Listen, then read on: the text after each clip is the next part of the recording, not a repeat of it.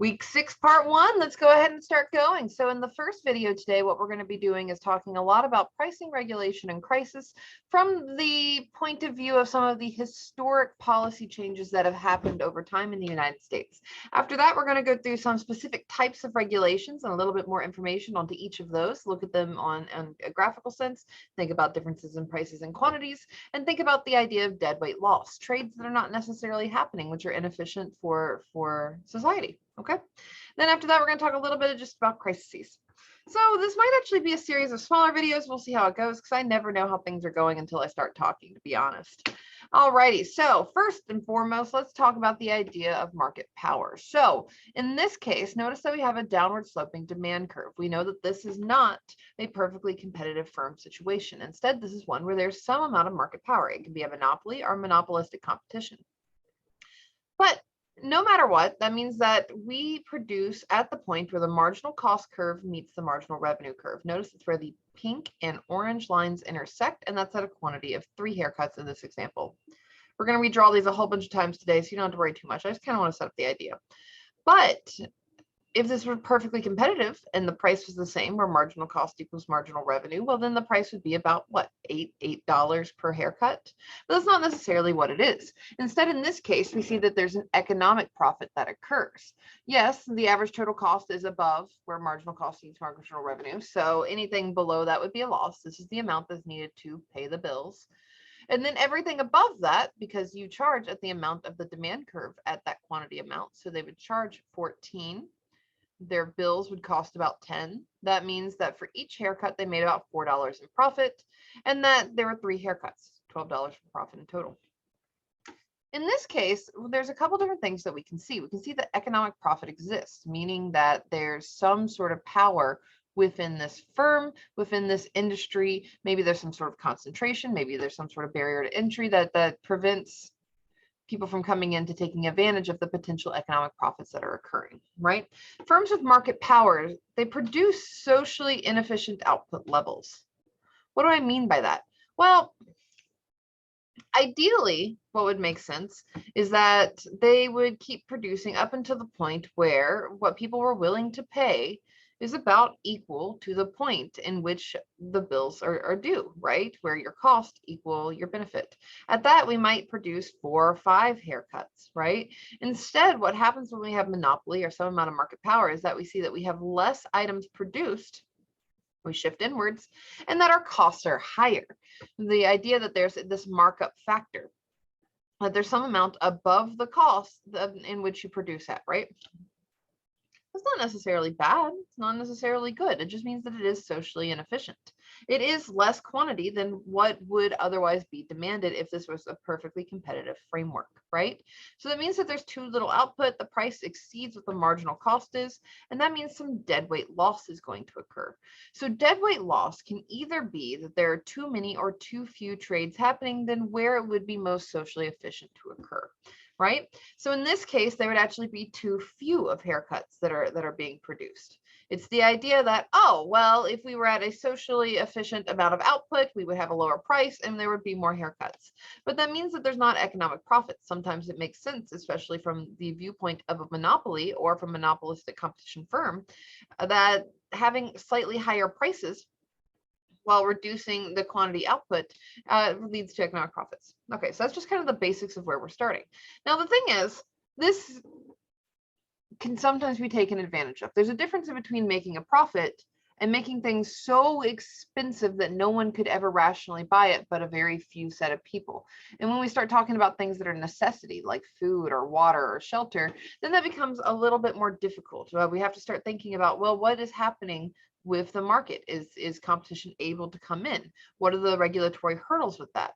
Is there collusion happening? And that's where we started to get a series of different major government interventions. So the government started with antitrust policies. This kept lots of different firms from operating as if they were a monopoly in order to inflate prices. Right?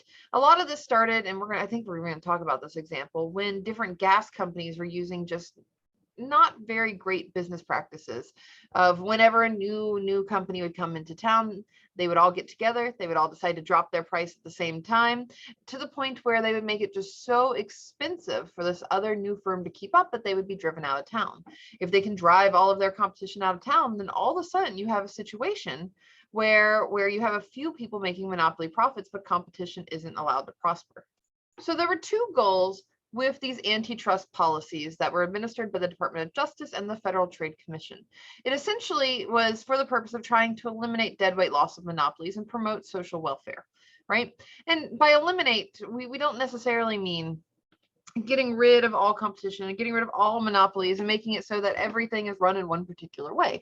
Just that some socially inefficient outcomes where necessities in life or different things that the market's demanding were through inappropriate business practices, such as driving people out, threatening them, destroying other businesses, so on and so forth, are used to reduce quantity and raise price and make things unaffordable for individuals, right? This set of interventions make it illegal for managers to pursue strategies that foster monopoly power. This is why Time Warner Cable can't call up Dish TV and they decide to fix their prices, right? This is why AT&T, Verizon, and T-Mobile can't all get on a call together to figure out how they're going to run Boost Mobile out of town. It's the idea that there at least has to be some fairness in business practices and fairness in the ability for competition to come and compete with them. Right? So some of these earliest interventions started with the Sherman Act. This is a major piece of legislation that started all the antitrust background in regulation, which is where a lot of our current rules and regulations when it comes to businesses started from. So this happened in the 1890s. Again, I think this started around the time where there was a lot of collusion when it came to both agriculture and oil. Right? So we're not going to go through every single one. I'm not going to make you read every single section, but I am going to tell you some of the highlights, right? Section 1 and 2 prohibit price fixing, market sharing, and other collusive practices designed to monopolize or attempt to monopolize the market. This is the idea where they said, okay, we see that a couple companies are getting together and you all are fixing your prices at levels that are just unattainable to others in order to run those businesses out of town. Those are illegal practices for private individuals to use price controls. Now, we've talked about price controls in the previous section, right? We talked about price ceilings and price floors. These are often rent ceilings, minimum wage. Those are allowed to be used by government entities, but they're not allowed to be used by private entities. So private companies can't come in and say that there's price controls for an entire industry, right? It's illegal for them to do that or to act as a monopoly together doing those things in order to be able to drive others out. After that, we started to go into the 20th century, right? And there were lots of changes with the 20th century. Technology exploded. Industrialization exploded. There was manufacturing and the collection of precious metals, oils that have never happened before in much, much larger quantities. This is the rise of mega industrial corporations and for normal people to be able to participate in stock trading, right? So as these companies and industries grew, there needed to be new sets of rules in place to make sure that there was a fairness of getting to the market so that businesses were able to compete and that some managers were not inappropriately using business practices to harm other competitors, right? So one landmark case that ended up starting to change the Sherman Act into something a little bit more broad was the U.S. versus Standard Oil of New Jersey. So the Standard Oil of New Jersey was a large company. It was a very, very large company, and they enjoyed having a monopoly over petroleum products in the Northeast. So they were charged in this case with attempting to fix prices of petroleum products and using different methods to enhance their market power in order to prevent competition from having a chance, right?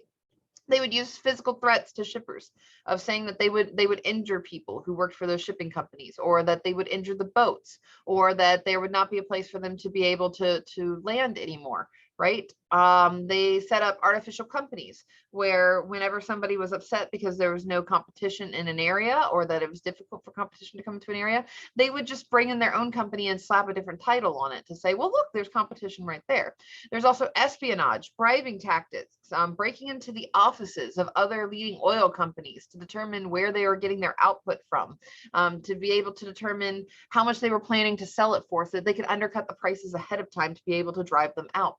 They engaged in restraints of trade. They started even just blocking up the port sometimes, or making it just so difficult for boats to get in, or for different sort of ways of transporting oil to get in. And then they attempted to monopolize the oil industry using all of these kind of sketchy practices, right? So that's obviously not necessarily price fixing. It's not exactly setting a price that's just unobtainable to others by colluding in between companies. What instead they were doing was just making it so that it was dangerous to try to get into this company to begin with. There were spies, there were physical threats, there was even ideas of burning certain areas, or stopping up the ports, or creating artificial shell companies to hide money in. And those sort of business practices make it so that things are not necessarily transparent, not only to the other companies, but to the stockholders who the managers are supposed to represent, right? So in this case, this was just one of the more egregious cases of antitrust policy being taken advantage of, or well, antitrust policy almost being needed. In this case, Standard Oil dissolved into 33 subsidies, and the new Supreme Court they ruled on reason. This means that they set kind of a background, right? A bedrock of where these rules would go in the future. They stipulated that not all trade restraints are illegal. It's okay to do some things, right? It's okay for Delta to own multiple what are they called? Gates, terminals, multiple terminals over at the Atlanta airport. It's okay for Southwest to own one of the terminals over at the St. Louis airport and keep competitors from using those slots. There's some ways that trade restraints aren't necessarily illegal. It's the ones that are detrimental, harmful, and unreasonable that are prohibited. The idea of physical threats, of espionage, of attempting to monopolize by setting up artificial or fake companies. Those sorts of things are considered unreasonable. And this is one of the landmark court rulings that sort of finally gave a policy of what that looked like, right? So after 1911, we start to move forward. A lot of things happened in these early 1900 months, especially before World War I, right? So right before the world was starting to get into World War I, the Clayton Act came around. So the Clayton Act was the idea that makes hidden kickbacks and hidden rebates illegal. That's the idea that there were, in this case, earlier on, there was court ruling saying that you can't use physical threats and things like that. Well, then they said, well, you know what? Instead of the stick, we'll give people carrots. And many different companies said, okay, well, if you come operate with us, we will give you a hidden kickback. Or if you sell out your customers to us and transfer everything over, we'll give you like a cut of the profit. Or if you tell us what's happening over in that company and you instead tell those customers to go over to our company, we'll give you some sort of hidden rebate where you can get this sort of deal. And those were not transparent. They were not on paperwork anywhere. It was not in paperwork that was going to potential stockholders or to stockholders who were looking at, hey, where'd the money go? What were you using it for? So the Clayton Act came in and they said essentially that these hidden brokerage fees, they have to be transparent, right? Because they were promoting substantially lessened competition by having just different types of arrangements in which the market was not aware the arrangements were happening. This is also where we got the idea of right to work states. So right to work states are the idea that you have a right to be employed or a right to be able to work without having to or being forced into a union situation. A lot of that came from this original Clayton Act work. So after this, a lot of work in antitrust took a pause, right? The United States got involved in World War I. We had the Great Depression. We got involved in World War II. Once World War II ended, we had the baby boomer generation starting to get born over a period of time that just started off in these years. And from there, we got the Seller-Kefauver Act, which I'm pretty sure I said that right, Seller-Kefauver. If I'm wrong, please let me know. I appreciate that. But this was in 1950. So this is when we started to take a fresh set of eyes to the antitrust legislation again, because we said, well, we just had 3 decades of turmoil. Some companies have closed, some have opened, some have merged into major conglomerates. One really good example that didn't necessarily happen in this time, it happened later on, but I think kind of talks to what the Seller-Kefauver Act was targeting, was the idea of, what was it? What did Bell South used to be? Hold on, I'll look it up. Haha, okay, figured it out. AT&T. AT&T used to be this mega conglomerate, right?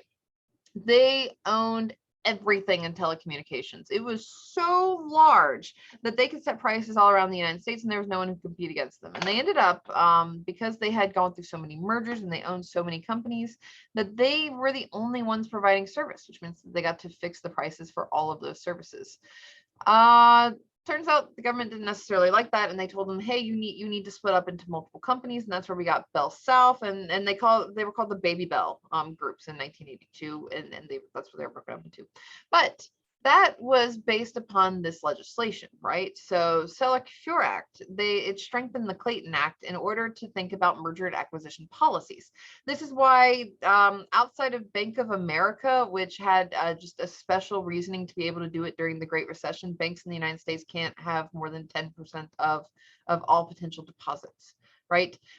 There's reasons why when Sprint and T-Mobile decided that they wanted to merge, they had to go to the FTC and essentially beg them and prove that they would not be a monopoly in certain areas and then sell off different pieces of their company.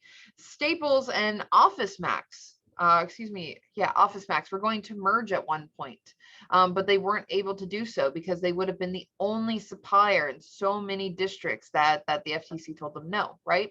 So the rules on mergers and acquisitions, in order to prevent some company from buying up every single other company and becoming a very large monopoly and raising prices into a point where they are unsustainable for people to be able to purchase, that's part of this act in the 1950s.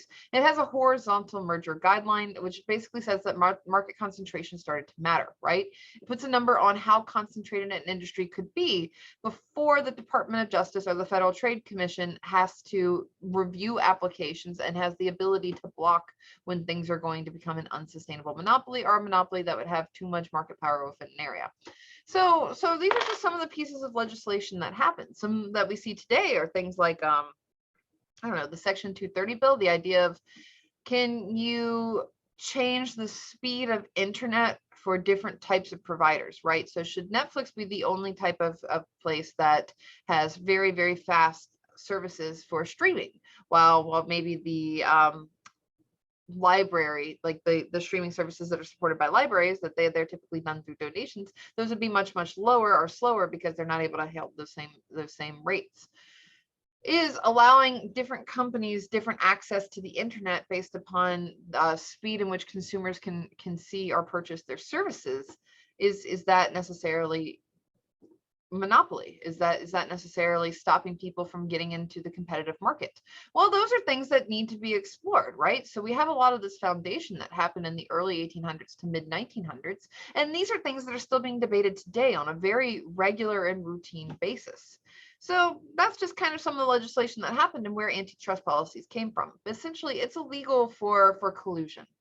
And there's a background of reasons why it was illegal for collusion. And this is where you stopped getting as many company-run mafias or having company-on-company crimes, or you stopped having lots of accusations of spies and espionage and pieces like that, is because they started to come up with a backbone of saying, this is the foundation of the research, this is the foundation of the legislation, and you cannot prevent others from having their own companies or starting their own companies through unreasonable business practices. Now, can you just have a better product with a better price? Sure, you can totally do that, but you can't have people break into their offices, right? So this is where a lot of this legislation came from.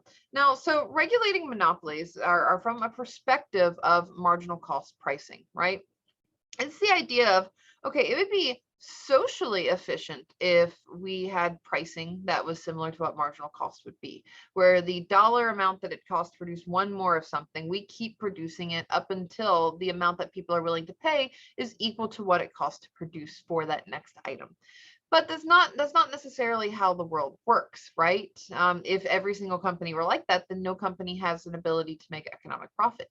So sometimes it's finding finding the balance in between these two of allowing for profit, allowing incentives for research and development, but also thinking about the fact of, is this affordable and obtainable, and what does the deadweight loss look like?